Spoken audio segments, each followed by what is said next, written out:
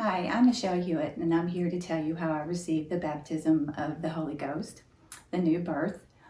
I was raised holiness, so people speaking in tongues and shouting and receiving the Holy Ghost was not foreign to me.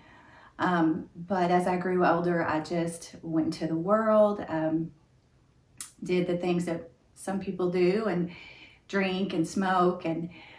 But when I was about 27 years old, I just started feeling sorrowful for the way I was living, the sin in my life. I was not happy.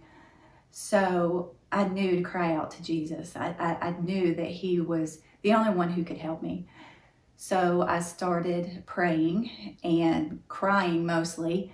Every day, Jesus would clean up my life. There was something I'd have to change or something that I would have to do. And so it was just step by step. I was just doing what I felt to do, what Jesus was leading me to do. And one day I went to a little country church.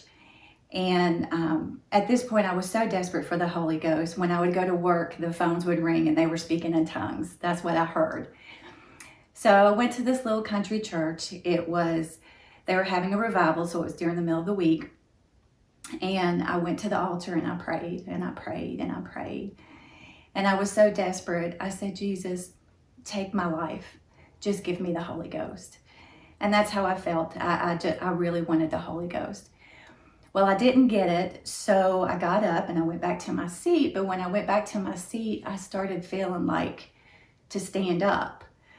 So I did, and everybody turned around and looked at me, but I said, I'm sorry, I just feel like I need to stand up.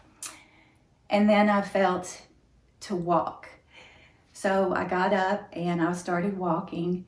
And then before I hit the pulpit, I sort of went out. And when I did, I saw Jesus. I didn't see his face, but it was like a glow, but I knew he was happy with me. And that made me very happy. And I just remember the joy.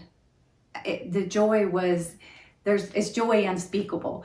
I remember after I received the Holy Ghost, the colors were brighter, the green was prettier, the sky was more beautiful.